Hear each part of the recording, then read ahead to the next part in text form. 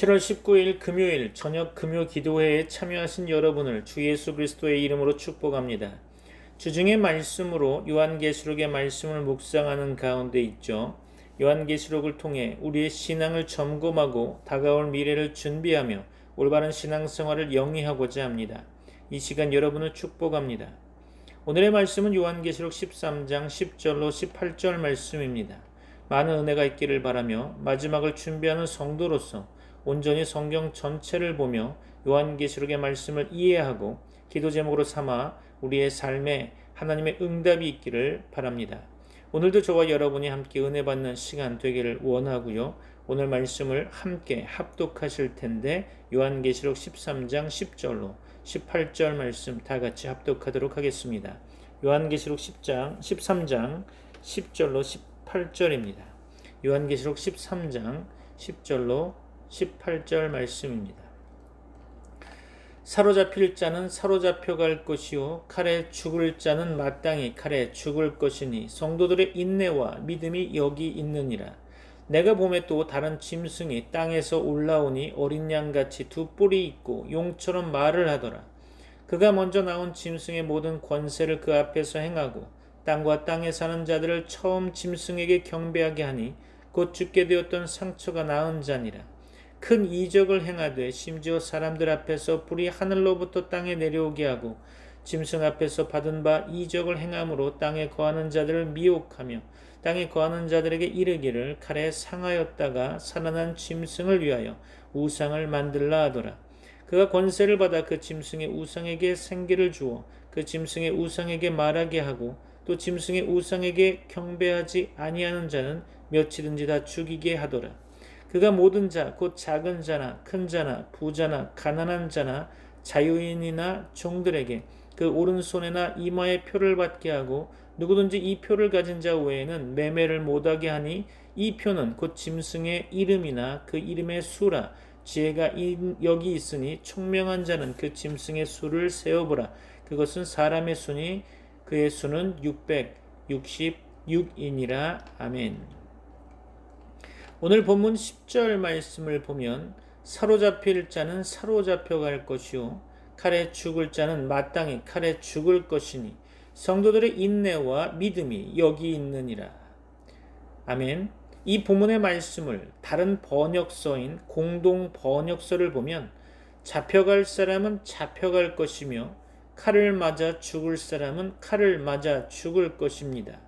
그러므로 성도들의 인내와 믿음이 필요합니다.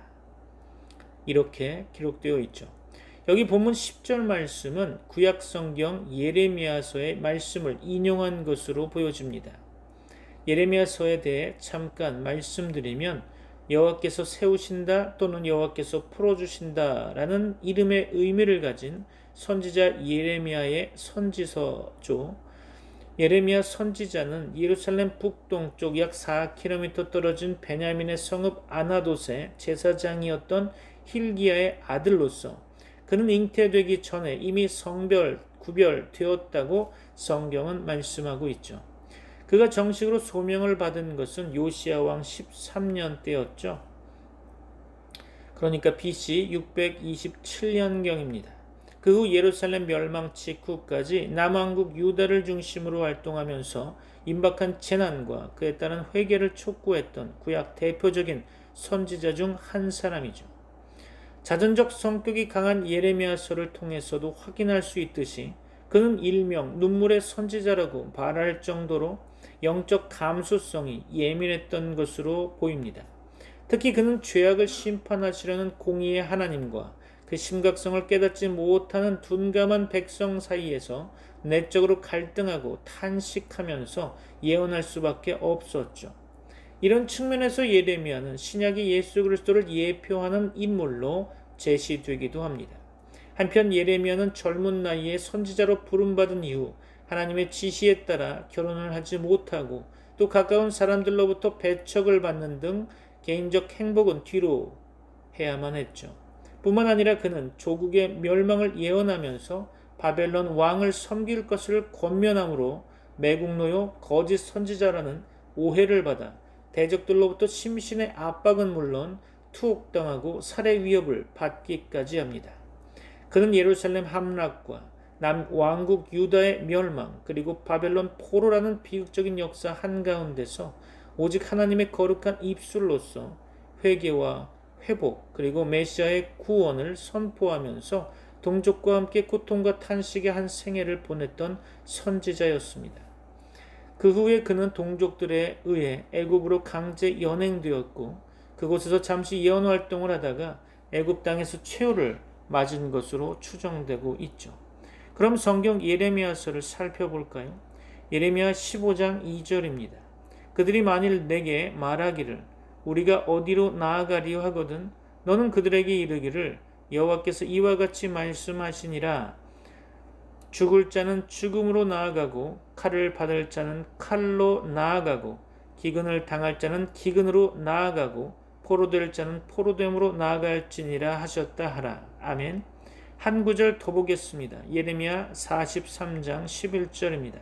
그가 와서 애굽 땅을 치고 죽일 자는 죽이고 사로잡을 자는 사로잡고 칼로 칠 자는 칼로 칠 것이라. 아멘. 오늘 본문의 말씀은 짐승 곧 적그리스도의 움직임 때문에 성도들이 받아야 할 고난은 불가피하다는 뜻으로 해석됩니다. 성도들의 인내와 믿음이 여기 있느니라. 아멘. 그러므로 성도들은 믿음으로 인내하며 그 고난을 이겨내야 할 것입니다. 성령께서는 우리 성도들이 인내하여 승리할 수 있도록 말할 수 없는 탄식으로 성도들을 위해 친히 간구하십니다. 로마서 8장 25절로 26절이죠. 만일 우리가 보지 못하는 것을 바라면 참음으로 기다릴지니라. 이와 같이 성령도 우리의 연약함을 도우시나니 우리는 마땅히 기도할 바를 알지 못하나 오직 성령이 말할 수 없는 탄식으로 우리를 위하여 친히 간구하시느니라. 아멘.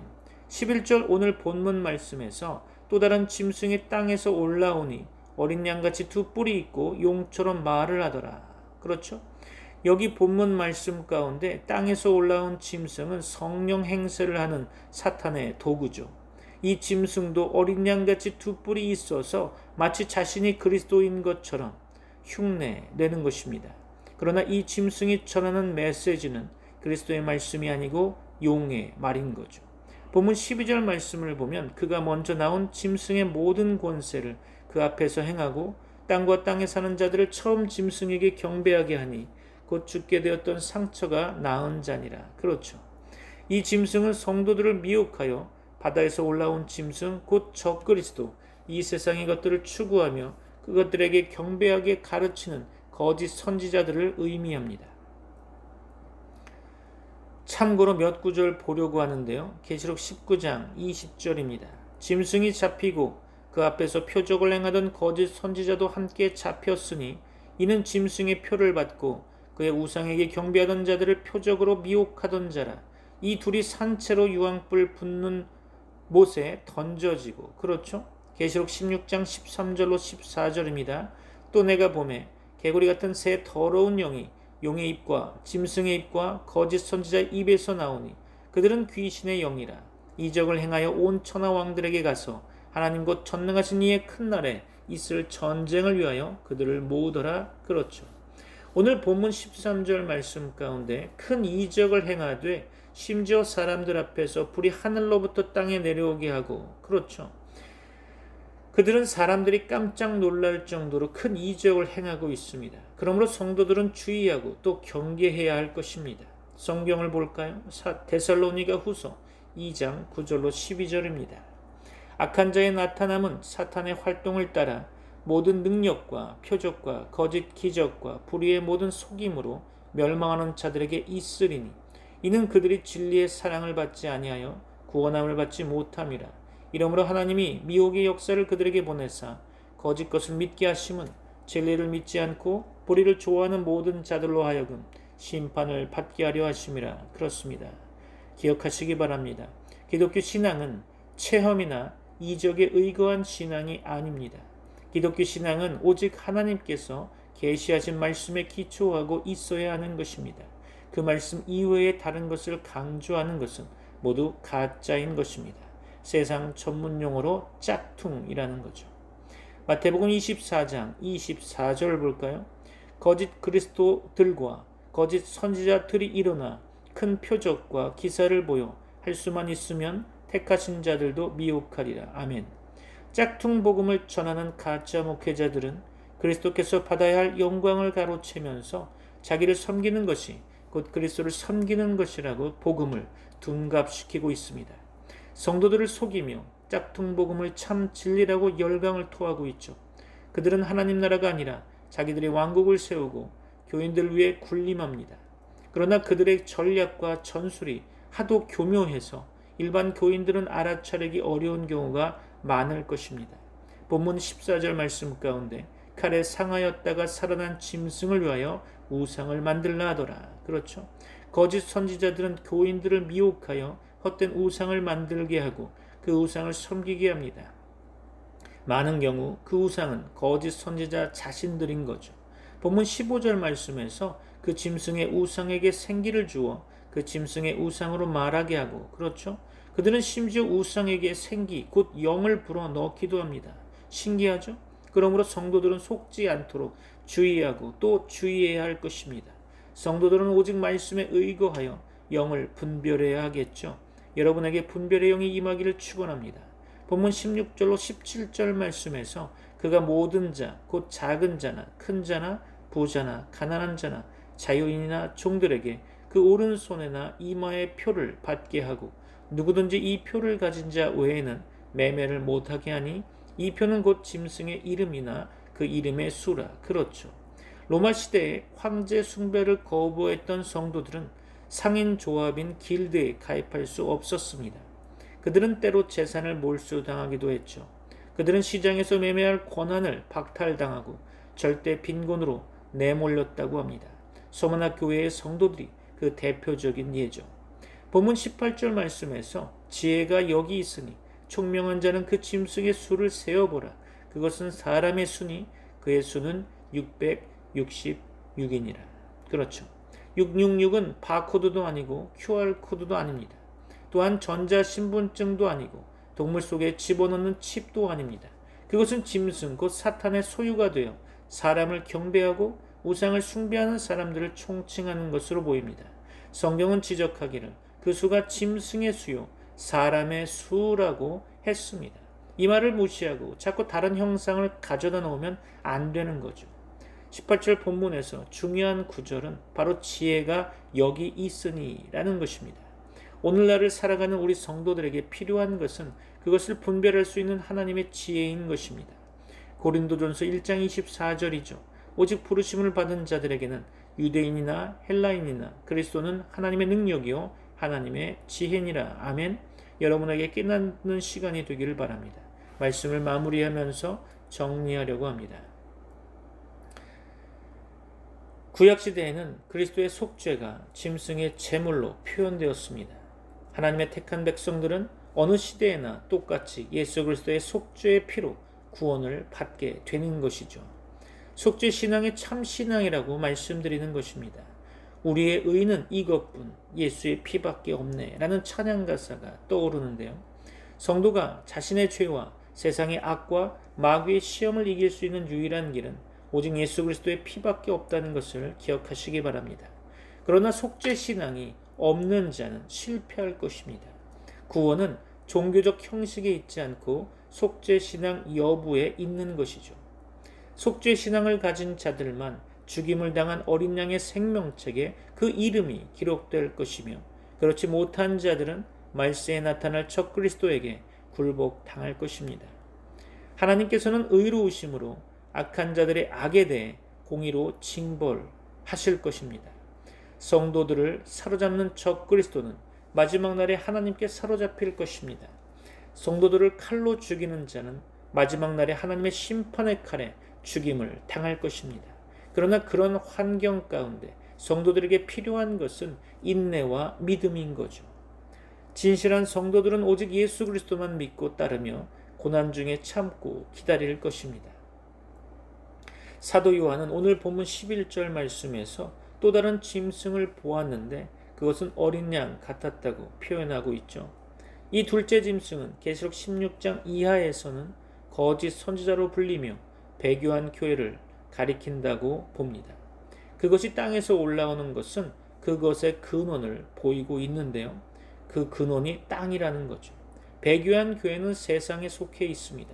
그것이 어린 양같이 두 뿔을 가지고 있는 것은 예수 그리스도의 참 교회인 척하는 것을 의미한다고 볼 수 있겠죠.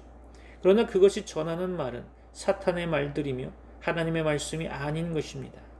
배교한 교회는 적그리스도의 나라의 권세를 가지고 행하며 사람들을 적그리스도의 나라에 충성하고 복종하게 만드는 거죠.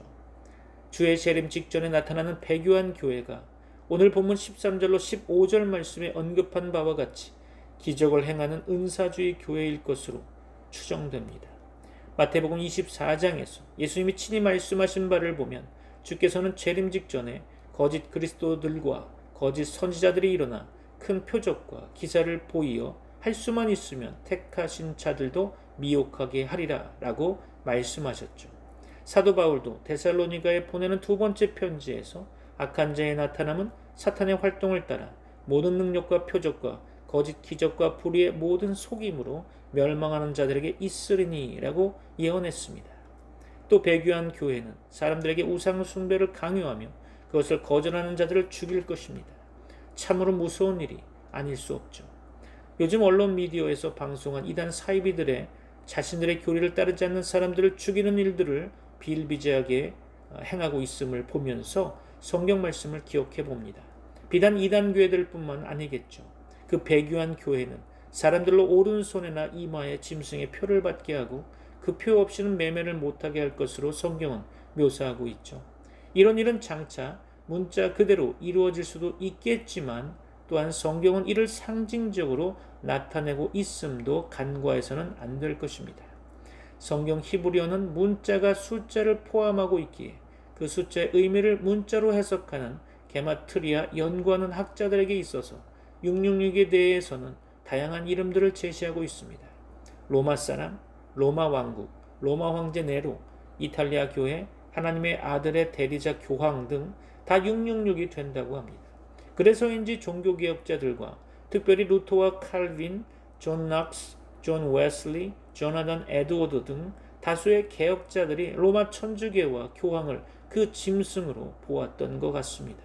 또 다른 이들은 666이 말세에 나타날 적그리스도의 나라와 인물이 될 것이라고 말하기도 하죠. 오늘날을 사랑하는 우리에게 666은 중요한 문제는 아니라고 봅니다. 우리의 시선의 방향이 예수 그리스도여야 하며 그분으로 향하여야 할 것입니다. 맞습니까? 하나님의 말씀에 기준하여 신앙생활하는 것이 중요하다는 거죠. 우리가 666을 자꾸만 생각해서 666으로 우리의 시선을 옮긴다면 하나님이 안 보일 거고 예수 그리스도가 안 보일 것입니다. 마치 베드로가 예수님이 오라고 할 때 풍랑 가운데 물 위로 걸었다가 풍랑을 보면서 예수님을 보지 않을 때 물에 들어간 것처럼 말이죠. 우리가 예수님만 바라봐야 되는데 그렇지 않다고 하면 위험하겠죠. 하나님의 말씀에 기준하여 신앙생활하는 것이 중요하다는 것입니다. 하나님의 백성들이 하나님의 말씀을 듣고 성장하는 것은 당연한 거죠. 하나님은 전능하셔서 그분의 백성들을 놓쳐버리지 않으십니다. 누가복음 15장에서 16장에 5가지 예수님의 비유가 나오는데요. 그 말씀을 잘 살펴보면 첫 번째로 잃어버린 양의 비유, 두 번째로 잃어버린 한 드라크마의 비유, 세 번째로 탕자의 비유, 네 번째로 불의한 청지기의 비유, 다섯 번째 마지막으로 부자와 나사로 비유가 있습니다. 이것은 서로 연계성이 있죠. 그리고 중요한 복음의 비밀을 말씀하고 있습니다. 잃어버린 양의 비유를 통해 잃어버린 양은 그 주인을 찾아갈 수가 없죠. 그러나 그 주인이 잃어버린 양을 찾아내십니다. 잃어버린 한 드라크마는 세상에서는 큰 값어치가 없습니다. 그러나 그 한 드라크마를 여인은 악착같이 찾아냅니다. 잃어버린 동전은 절대 주인을 찾아갈 수 없죠. 그러나 그 동전의 주인은 반드시 찾아냅니다. 탕자의 비유도 마찬가지로 볼 수 있습니다. 오해하는 부분이 적지 않겠지만 탕자가 돼지를 치며 돼지의 먹이 쥐염염회를 먹게 되는 가운데 아버지께로 돌아갈 마음이 생겼다고 생각하십니까? 절대 그렇지 않습니다. 아직도 아버지는 아들을 잃어버린 슬픔에 늘 기다리고 찾으시고 그 가운데 아버지의 열심으로 탕자가 돌아온 것입니다. 인간은 스스로 깨달아 하나님을 찾아가지 못하는 존재입니다. 이미 죄가 눈을 가리었고 영혼을 죽였기 때문에 그렇죠. 아버지 하나님은 반드시 탕자를 내버려 두지 않으시고 찾으시는 분입니다. 그리고 불의한 청지기를 통해 부자 주인은 자신의 재물을 필요한 자들에게 부담 없이 나누기를 원하나 불의한 청지기가 그 임무를 수행함에 있어 부자 주인의 기대에 어긋나서 결국은 잘리게 되는 시점에서 부자 주인의 의도를 알게 되고 결국은 사람들의 채무 증서를 변경함으로 칭찬을 받는 이야기가 나오죠. 세상의 시각으로는 도저히 이해할 수 없는 난해한 비유입니다. 마지막으로 천국과 지옥을 보여주시죠. 부자와 나사로라는 비유는 이 비유는 초등학교 때부터 즐겨 듣는 말씀이었죠. 그런데 놀라운 것은 부자의 이름은 기록이 없고 가난한 나사로의 이름만 기록되어 있다는 거죠.